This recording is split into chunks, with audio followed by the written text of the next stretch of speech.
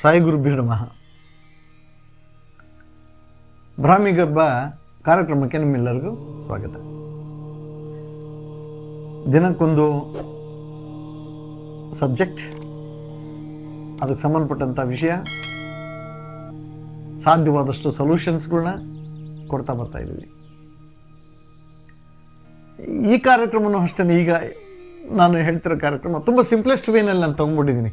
ತುಂಬ ಕಾಂಪ್ಲಿಕೇಟೆಡ್ ವೇನಲ್ಲಿ ಕೆಲವೊಂದು ಬರ್ತವೆ, ಏನೂ ಮಾಡೋಕ್ಕಾಗಲ್ಲ. ಆದರೆ ಅಚ್ಚುಕಟ್ಟಾಗಿ ಚಿಕ್ಕ ಚಿಕ್ಕ ವಿಷಯಗಳನ್ನ ಚಿಕ್ಕ ರೀತಿಯಲ್ಲಿ ಹೇಳ್ತಾ ಇದ್ದರೆ ಜನರ ಮನಸ್ಸು ಮುಟ್ಟಬಹುದೇನೋ ಅನ್ನೋ ದೃಷ್ಟಿಕೋನ ಅಂತ ನಮಗಿದ್ದೇ ಇರುತ್ತೆ.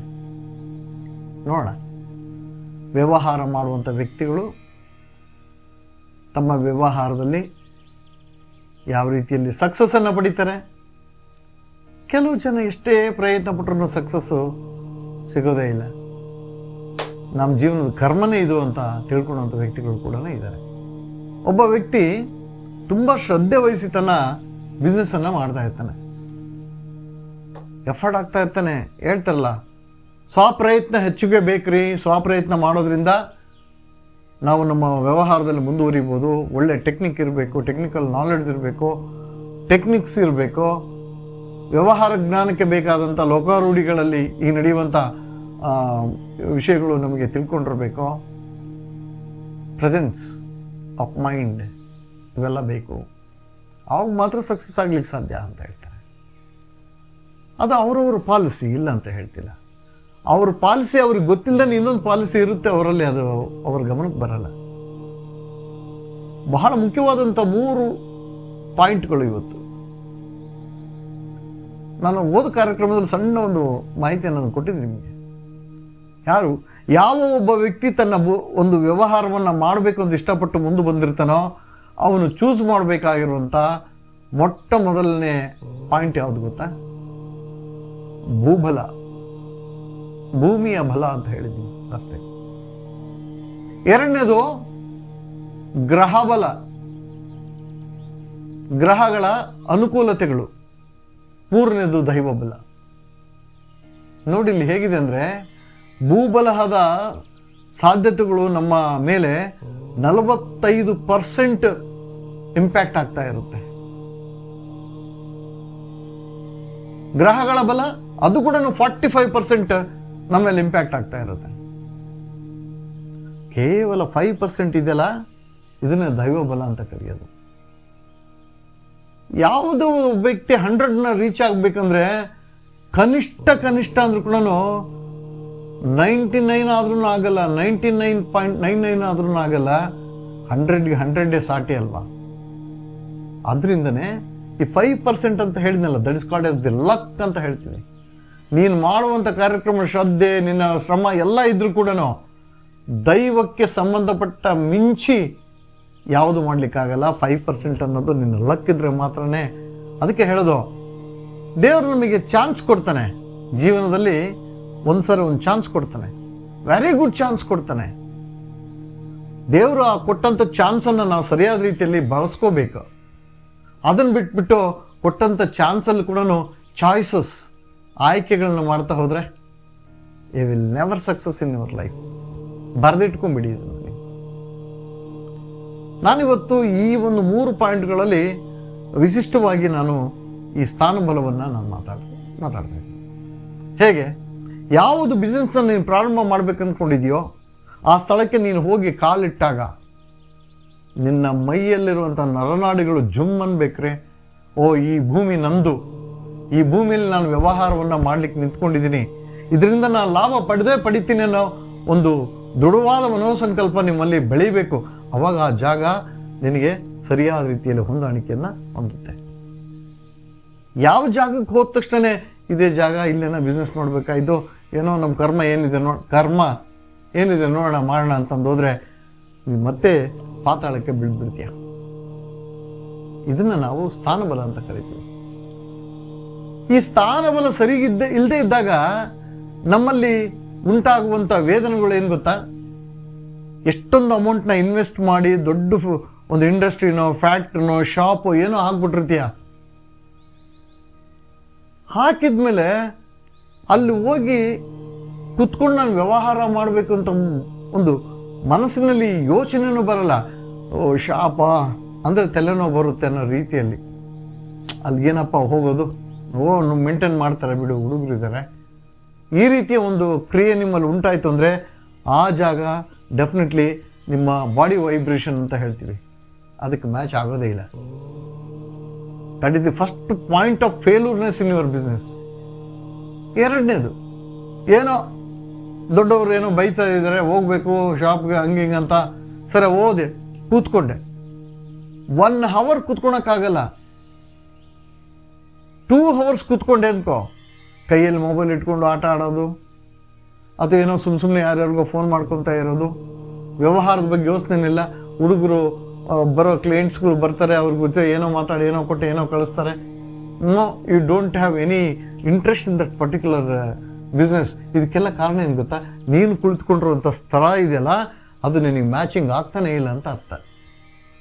ಇಲ್ಲಿ ಈ ರೀತಿಯ ಒಂದು ಪರಿವರ್ತನೆ ನಿನ್ನಲ್ಲಿ ಕಂಡ್ರೆ ಡೆಫಿನೆಟ್ಲಿ ಅದು ಇವತ್ತಿಲ್ಲ ನಾಳೆ ಮುಂದೆ ಸಿಕ್ ಇಂಡಸ್ಟ್ರಿ, ಸಿಕ್ ಅಂದರೆ ಎಲ್ಲೋ ರೋಗಗ್ರಸ್ತವಾದಂಥ ಒಂದು ಬಿಸ್ನೆಸ್ ಆಗುತ್ತೆ. ನೀನು ಹಾಕಿರೋ ಬಂಡವಾಳನೂ ಹಾಳಾಗುತ್ತೆ, ನಿನ್ನ ಮರ್ಯಾದೆ ಮಾನ ಎಲ್ಲದೂ ಬೀದಿಗೆ ಬೀಳುತ್ತೆ. ಇದಕ್ಕೆ ಹೇಳೋದು ನಾನು, ಇಷ್ಟೆಲ್ಲ ಶ್ರಮವಹಿಸಿ ಹಾಕಿದ ಹಣ ಅದರೆಲ್ಲನೂ ಲಾಭ ಪಡಿಬೇಕು ಅಂತಂದರೆ ದೈವ ಬಲ ಬೇಕು.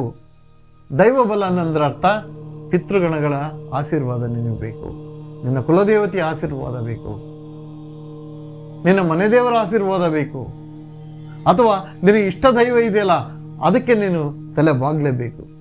ಆಗ ನಿನಗೆ ಆ ದೈವ ಬಲ ಬಂದು ನಿನ್ನ ಜೊತೆ ಕುತ್ಕೊಳ್ಳುವಂಥ ವ್ಯವಹಾರವನ್ನು ಮಾಡಲಿಕ್ಕೆ. ಇಲ್ಲಿ ಕೆಲವೊಂದು ಪಾಯಿಂಟ್ಸ್ಗಳನ್ನ ಹೇಳ್ತಾ ಇದ್ದೀನಿ, ಯಾವ ಟೈಮಲ್ಲಿ ವ್ಯವಹಾರ ಬಿದ್ದು ಹೋಗುತ್ತೆ ಅಂತ ಅನ್ನೋದು. ಯಾವುದೋ ಒಬ್ಬ ವ್ಯಕ್ತಿ ವ್ಯವಹಾರವನ್ನು ಮಾಡಲಿಕ್ಕೆ ನಿಮ್ಮ ಶಾಪಿಗೆ ಬರ್ತಾನೆ, ಅವನಿಗೆ ಬೇಕಾದಂಥ ವಸ್ತು ಅವನ ಕಣ್ಣು ಎದುರುಗಡೆನೇ ಇದೆ, ಆ ಒಂದು ಬೆಲೆ ಪಕ್ಕದ ಅಂಗಡಿಗಳಿಗಿಂತ ಕಡಿಮೆ ಇದೆ, ನೀನು ಕೊಡುವಂಥ ಪ್ರಾಡಕ್ಟ್ ತುಂಬ ಗುಡ್ ಕ್ವಾಲಿಟಿ ಇದೆ. ಈ ಒಂದು ಅವನು ನೋಡ್ತಾನೆ, ಕೇಳ್ತಾನೆ, ಬಿಟ್ಬಿಟ್ಟು ಬೇರೆ ಕಡೆ ಹೋಗ್ತಾನೆ, ತಗೊಳಲ್ಲ ಅವನು. ಯಾಕೆಂದರೆ ಆಲ್ರೆಡಿ ಆ shop it is filled with negative influence. ಈ ತಗೊಳ್ಳೋನು ಕೂಡ ಅಲ್ಲಿ ಹೋಗಿ ನಿಲ್ಲೋಕೆ ಆಗಲ್ಲ, ಬಟ್ ಏನೋ ಕಾರಣದಿಂದ ಬಂದ್ಬಿಟ್ಟಿರ್ತೀವ, ಆ ವಸ್ತುವನ್ನು ನೋಡಿದರೆ ತಗೋಬೇಕಂತ ಮನಸ್ಸು ಇರಲ್ಲ, ಏನೋ ಕುಂಟು ನೆಪ ಹೇಳಿಬಿಟ್ಟು ಅವನು ಬೇರೆ ಶಾಪ್ಗೆ ಹೋಗ್ತಾನೆ. ಇದು ಒಂದನೇ ಇಂಪಾರ್ಟೆಂಟ್ ಪಾಯಿಂಟ್. ಅದು ಈ ಟೈಮಲ್ಲಿ ಏನು ಮಾಡಬೇಕು ಗೊತ್ತಾ, ಮೊದಲು ನಾವು ಹೊರಗಡೆ ನಿಂತು ನಮ್ಮ ಶಾಪನ್ನು ನೋಡಬೇಕು, ನಾವು ಹೊರಗಡೆ ನಿಂತು ನಮ್ಮ ಇಂಡಸ್ಟ್ರಿಯನ್ನು ನೋಡಬೇಕು. ನೋಡಿದಾಗ ಬೇರೆಯವ್ರಿಗೆ ಹೇಗೆ ಕಾಣಿಸುತ್ತೋ ಅದೇ ಥರ ನಮಗೂ ಕಾಣಿಸ್ಬೇಕು, whether it is good looking or not ಅಂತ. ಈಗ ಬಾಡಿ ಹೋದ ಹೂವಿಗಿರುವಂಥ ಪರಿಮಳನೂ ಆಗ್ತಾನೆ ತಂದಂಥ ಹೂವಿಗಿರುವ ಪರಿಮಳಕ್ಕೂ ವ್ಯತ್ಯಾಸ ಎಷ್ಟು ಇರುತ್ತೋ ಅದೇ ರೀತಿ ನಿಮ್ಮ ಇಂಡಸ್ಟ್ರಿ ಕೂಡ ಇರುತ್ತೆ. ಇಲ್ಲಿ ನೀವು ಆ ಟೈಮಲ್ಲಿ ಏನು ಮಾಡಬೇಕು, ಒಂದು 4-5 ಪಾಯಿಂಟ್ಸ್ಗಳಿದ್ದಾವೆ, ತುಂಬ ಏನಿಲ್ಲ. ಇನ್ಲೆಟ್ ಆಫ್ ದಿ ಕಸ್ಟಮರ್ ಒಳಗಡೆ ಬರುವಂಥ ದಿಕ್ಕು ಯಾವಾಗಲೂ ಪಾಸಿಟಿವ್ ವೇನಲ್ಲಿ ಇರಬೇಕು, ಅದೇ ಮುಖ್ಯ. ತದನಂತರ ಆ ಬಂದಂಥ ಕ್ಲೈಂಟ್, ಆ ಕಸ್ಟಮರ್ ಯಾರೇ ಆದರೂ ಹೊರಗಡೆ ಹೋಗಬೇಕಾದ್ರೆ ಬಂದಂಥ ದಿಕ್ಕಿಗೆ ಆಪೋಸಿಟ್ ಆಗಿರಬೇಕು. ಇದು ನೆನ್ಪಿಟ್ಕೊಳ್ಳಿ. ಅವನು ಬಂದಂಥ ದಿಕ್ಕಿನಲ್ಲೇ ಹೋಗುವಂಥ ರೀತಿ ಅಲ್ಲ, ಬಂದಂಥ ದಿಕ್ಕಿಗಿಂತ ಬೇರೆ ಭಾಗದಿಂದ ಅದೇ ದಿಕ್ಕಿನಲ್ಲಿ ಹೋದ್ರೂ ಪರವಾಗಿಲ್ಲ, ಬಟ್ ಅದು ಆಪೋಸಿಟ್ಟಿಂದ ಡೈವರ್ಟ್ ಆಗಿರಬೇಕು. ಎರಡನೇದು ಓನರ್ ಸೀಟ್ ಅಂತ ಹೇಳ್ತೀವಿ ನಾವು. ಆ ಒಂದು ಶಾಪಿಗೆ ಸಂಬಂಧಪಟ್ಟಂತೆ ಯಜಮಾನ, ಮಾಲೀಕನ ಕುಳಿತುಕೊಳ್ಳುವಂಥ ಸ್ಥಾನ ಭದ್ರತೆ ಅದು ಯಾವಾಗಲೂ ಸೌತ್ ವೆಸ್ಟ್ ಕಾರ್ನರ್ಲಿದ್ದರೆ ಅತಿ ಶ್ರೇಷ್ಠ, ನಿಜ. ಆದರೆ ನಿಮ್ಮ ಇಂಡಸ್ಟ್ರಿ, ನಿಮ್ಮ ಶಾಪು, ನಿಮ್ಮ ಬಿಸ್ನೆಸ್ ಇದು ಪಾಯಿಂಟು ಯಾವ ಡಿರೆಕ್ಷನ್ನಿಗೆ ಮುಖವನ್ನು ಮಾಡಿರುತ್ತೋ ಅದರ ಮೇಲೆ ಆ ಓನರ್ನ ಶೀಟನ್ನು ನಾವು ಡಿಸೈಡ್ ಮಾಡಬೇಕಾಗುತ್ತೆ. ಪೂರ್ವದಿಂದ ಬರುವಂಥವ್ರಿಗೆ ಸೌತ್ ವೆಸ್ಟ್ ಆಯಿತು, ಪಶ್ಚಿಮದಿಂದ ಬರಬೇಕಾದವ್ರಿಗೆ ಅವ್ರಿಗೂ ಸೌತ್ ವೆಸ್ಟ್ ಸಿಗೋದು. ಅಕಸ್ಮಾತ್ ದಕ್ಷಿಣದಿಂದ ಬರ್ತಾ ಇದ್ದಾನೆ ಅಂತಂದರೆ ಎಲ್ಲಿ ಮಾಡಬೇಕು? ಇದನ್ನು 2 ಸರಿ ನೀವು ಯೋಚನೆ ಮಾಡಬೇಕು. ಅಲ್ಲಿನೂ ಸೌತ್ ವೆಸ್ಟಲ್ಲಿ ಮಾಡ್ಕೊಳ್ತಾ ಕೂತ್ಕೊಂಡ್ರೆ ಕಸ್ಟಮರ್ ಬಂದು ಓನರ್ ನೋಡ್ತಾನೆ ಹೊರತು ಪ್ರಾಡಕ್ಟ್ನಲ್ಲ. ಬಂದಂಥ ಕಸ್ಟಮರ್ ಮೊದಲು ಪ್ರಾಡಕ್ಟ್ಗಳನ್ನ ನೋಡಬೇಕು, ಆಗ್ತಾನೆ ಅವನಿಗೆ ಮನಸ್ಸಿನಲ್ಲಿ ಉಲ್ಲಾಸ ಆಗುತ್ತೆ. ಆಮೇಲೆ ಬಂದು ನಿಮ್ಮ ಹತ್ರ ಡಿಸ್ಕಸ್ ಮಾಡ್ತಾನೆ. ಇದು ಒಂದು ವ್ಯವಹಾರಕ್ಕೆ ಸಂಬಂಧಪಟ್ಟಂಥ ಸ್ಥಾನ ಭದ್ರತೆ ಅಂತ ಹೇಳ್ತಾ ಇದ್ದೀನಿ. ಇಷ್ಟೆಲ್ಲ ಆದಮೇಲೆ ಫೈನಲ್ ಟಚ್ ಅಂತಂದರೆ ಮೆಟೀರಿಯಲ್ ಡೆಲಿವರಿ ಅಂತ ಹೇಳ್ತೀವಲ್ವಾ. ಬಂದ ಅವನು ಯಾವ ದಿಕ್ಕಿನಿಂದ ಬಂದ ಅದೇ ದಿಕ್ಕಿಗೆ ಎತ್ಕೊಂಡು ಹೊರಟೋದ, ಪೂರ್ವದಿಂದ ಬಂದ, ಪೂರ್ವ ಈಶಾನ್ಯದಿಂದನೇ ಬಂದ, ವಸ್ತುಗಳನ್ನು ತಗೊಂಡ ಅದೇ ದಿಕ್ಕಿನಿಂದ ಹೊರಟೋದ. That is the wrong concept and wrong way. ಯಾವಾಗಲೂ ಮೆಟೀರಿಯಲ್ ಡಿಸ್ಪ್ಯಾಚನ್ನು ಸಾಧ್ಯವಾದಷ್ಟು ಮಟ್ಟಿಗೆ ವಾಯುವ್ಯ ದಿಕ್ಕಿನಿಂದ ಹೊರಗಡೆ ಹೋಗುವಂಥ ಸ್ಥಿತಿಯನ್ನು ನೀವು ಮಾಡಬೇಕು. ಕಸ್ಟಮರೇ ಹೋಗ್ಬೇಕಂತ ಏನಿಲ್ಲ. Material should be dispatch from the north west zone. That is very very important. ಆಗ ಮಾತ್ರ ನೀವು ಮಾಡಿದಂಥ ಇಂಡಸ್ಟ್ರಿ, ನೀವು ಹಾಕಿದಂಥ ದುಡ್ಡು ಕನಿಷ್ಠ ಪಕ್ಷ ಅಥವಾ ಗರಿಷ್ಠ ಪಕ್ಷ ನಿಮ್ಮ ವ್ಯವಹಾರವನ್ನು ಅಭಿವೃದ್ಧಿಗೊಳಿಸುತ್ತೆ. ಅದಕ್ಕೂ ನೀವು ಒಳಗಡೆ ಇಂಡಸ್ಟ್ರಿ ಒಳಗಡೆ ಯಾವ್ಯಾವ ವಸ್ತುಗಳನ್ನ ಎಲ್ಲೆಲ್ಲಿ ಇಡಬೇಕು ಅನ್ನೋದ್ರ ಬಗ್ಗೆ ಆಗಲಿ, ಅಥವಾ ಒಳಗಡೆ ಎಂಟ್ರಿ ಆದಂಥ ಕಸ್ಟಮರು ಅವನು ಫೀಲ್ ಫ್ರೀ ಝೋನನ್ನು ಕ್ರಿಯೇಟ್ ಮಾಡೋದು, ಇವೆಲ್ಲವೂ ಕೂಡ ವಾಸ್ತುವಿಗೆ ಸಂಬಂಧಪಟ್ಟಂಥ ವಿಚಾರ ಇರುತ್ತೆ. ಆಗ್ತಾನೆ ನಿಮ್ಮ ಯೋಚನೆ ಬಲವಾಗುತ್ತೆ, ನಿಮ್ಮ ವ್ಯವಹಾರ ಅಭಿವೃದ್ಧಿ ಆಗುತ್ತೆ, ಸಕ್ಸಸ್ ಅನ್ನೋದು ನಿಮ್ಮ ಹತ್ರ ಬಂದು ಕೂತ್ಕೊಳ್ಳುತ್ತೆ. ಈಗೆಲ್ಲ ಮಾಡ್ತಿರಲ್ವಾ, ದಯಮಾಡಿ ಮಾಡಿ. ನಿಮ್ಮ ಜೀವನದಲ್ಲಿ ಕೂಡ ಒಂದು ಬೆಳಕು ಬರಲಿ ಅಂತ ಆಶಿಸುತ್ತಾ ಇವತ್ತಿನ ಕಾರ್ಯಕ್ರಮವನ್ನು ಸಮಾಪ್ತಿಗೊಳಿಸ್ತೀನಿ. ಸಾಯಿ ಗುರುಭ್ಯೋ ನಮಃ.